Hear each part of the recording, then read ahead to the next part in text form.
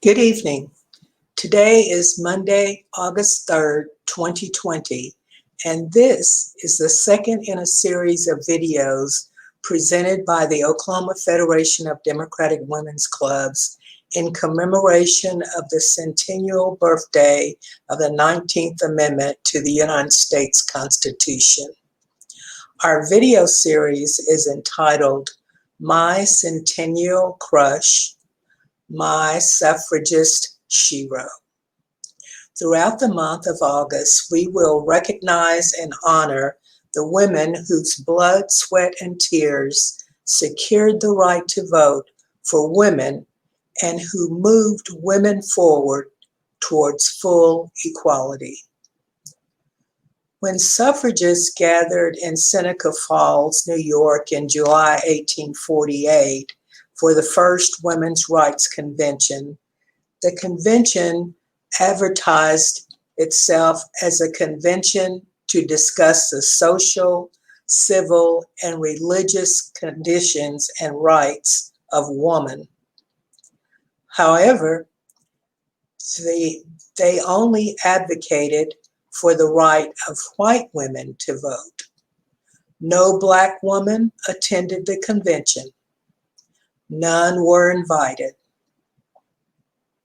According to the ACLU, the history of women's suffrage in America is not nice or neat because the impact of white supremacy is broad and human nature is messy. Furthermore, a nation built on stolen land from Native Americans and stolen labor from African slaves is flawed from the start. We must constantly acknowledge this truth and engage in an intersectional celebration of women's rights activists and landmark events.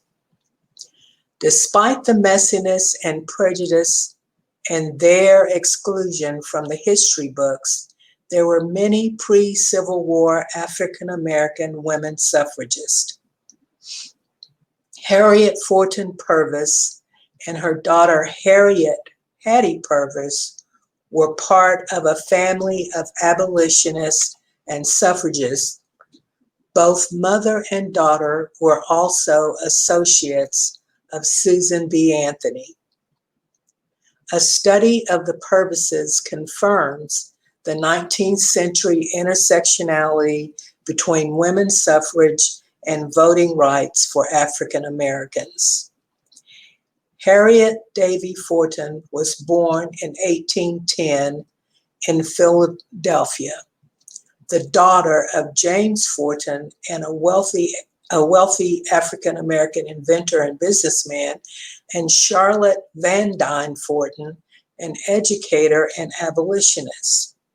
Hers was the most well-known Black family in the city, who, according to William Lloyd Garrison, have few superiors in refinement, in moral worth, and in all that makes a human character worthy of admiration and praise. On September 13, 1831, Harriet Forton married Robert Purvis, an abolitionist and anti-slavery lecturer from South Carolina. Her husband was a prominent speaker and known as the president of the Underground Railroad. Like Harriet's father, Purvis was a wealthy man. The Purvis home in Byberry, called Harmony Hall, was one of the principal stations on the Underground Railroad, with a specially constructed secret room reached by a trap door. The Purvises assisted about 9,000 runaway slaves along their journey to Canada. Fortunately, the power couple employed servants, making it possible for Harriet to work actively on the social reform causes she so loved. She pursued a public career with her husband's wholehearted support. She was also the mother of 8 children, and she raised her niece, Charlotte Fortin Grimke, following the death of Charlotte's mother. In 1833, Harriet Fortin Purvis helped establish the first women's abolitionist group for Blacks and whites, the Philadelphia Female Anti-Slavery Society. The 18 activists, some white and some Black, who helped launch the group included Miss Purvis's mother, Mrs. Charlotte Van Dyne Fortin, her sisters Margaret and Sarah, and Lucretia Mott, who is considered the initiator of women's political advocacy. Harriet Fortin Purvis also worked side by side with her husband in the abolitionist movement and Underground Railroad. Pro-slavery forces in the city rallied against Blacks and whites who aided refugee slaves, which erupted in race riots and violence in 1830s, not down south, but in Philadelphia, Pennsylvania. In 1834, 44 churches and other buildings in Philadelphia owned by Blacks were set on fire. Harriet Purvis attended the Women's Anti-Slavery Convention in New York in 1837 with 2 of her sisters. In 1838, the convention was held in Philadelphia at the newly built Pennsylvania Hall, a grand building that was constructed to provide a venue for free discussion. When they arrived at Philadelphia Hall, Robert Purvis helped his wife out of the carriage. Angry white people looking on incorrectly thought that they were an interracial couple. The following day, a mob estimated at more than 10,000 pro-slavery people in Philadelphia ransacked the building and then burned it to the ground as Philadelphia policemen and firemen stood by. The convention then convened at a school ran by teacher and abolitionist Sarah Pugh.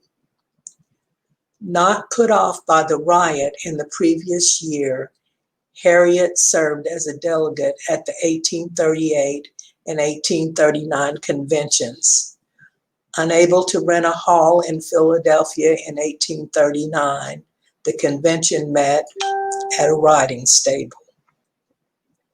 Following the Civil War, Harriet fought against segregation and for the rights for Blacks to vote. Harriet Purvis joined the National Women's Suffrage Association, founded in 1869 by Susan B. Anthony and Elizabeth Cady Stanton, when the women's rights movement split into 2 groups over the issue of suffrage for African American men. She was also a member of the American Equal Rights Association. After the 13th Amendment passed on January 31st, 1865, abolishing slavery, Harriet Fortin Purvis continued her efforts to improve the rights of African Americans. She spoke for the right to vote for women and Blacks and against segregation until her death at the age of 65 from tuberculosis. The younger Harriet, Hattie Purvis, was active in the National Women's Suffrage Association and the National American Women's Suffrage Association. Hattie's enthusiastic and personal commitment to social reform resulted from her exposure to her parents' values and beliefs. According to the diary of Susan B. Anthony, Harriet Hattie, and Georgiana Purvis, who lived in their father's house outside Philadelphia, were heirs to their parents' interest in equal rights for women and African Americans. Along with Harriet Stanton, Anna Mott, and Charlotte Fortin, Hattie represented the second generation of American women suffragists who emerged after the Civil War. Many of these leaders, including Hattie, got their start in the abolitionist movement. Hattie Purvis possessed a great need to accomplish things, and during her lifetime, she served numerous organizations in her commitment to reform. In May 1866, Hattie attended the National Women's Rights Convention, where the American Equal Rights Association was founded by Susan B. Anthony. She became a hardworking member of the AERA and served alternately as recording and corresponding secretary for the organization until 1869, the last year the AERA met. In the early 1800s, Hattie joined the Pennsylvania Women Suffrage Association, and in 1884, she was elected to its executive committee. From 1883 to 1900, Hattie served as a delegate to the National American Women's Suffrage Association, and she was the first African American vice president of the organization in 1885. Hattie served as superintendent of temperance work among colored people for the Women's Christian Temperance Union. This branch of the WCTU encouraged African American women to rally for the temperance cause, i.e., to eliminate the use of alcohol and make the home safe for women, and I'm sure safe for children too. In 1899, Hattie and her niece Alice crossed the Atlantic with Susan B. Anthony to attend a meeting of the International Council of Women in London. Purvis spent much of her adult life working with Susan B. Anthony in the women's movement. Hattie remained committed to her social causes until she succumbed to meningitis in 1904 at the age of 65.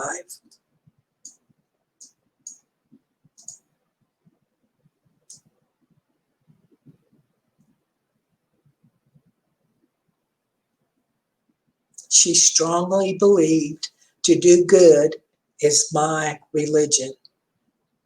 So there you have it.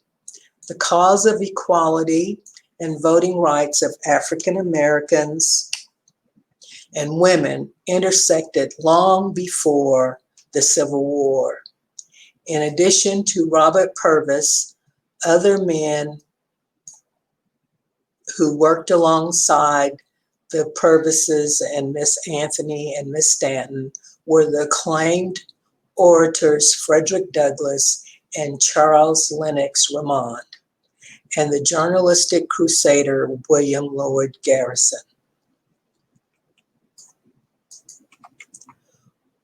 Although the 15th Amendment conferred the right to vote to African American men in 1870, and the 19th Amendment granted women the right to vote in 1920, voting rights were routinely denied to African American men and women.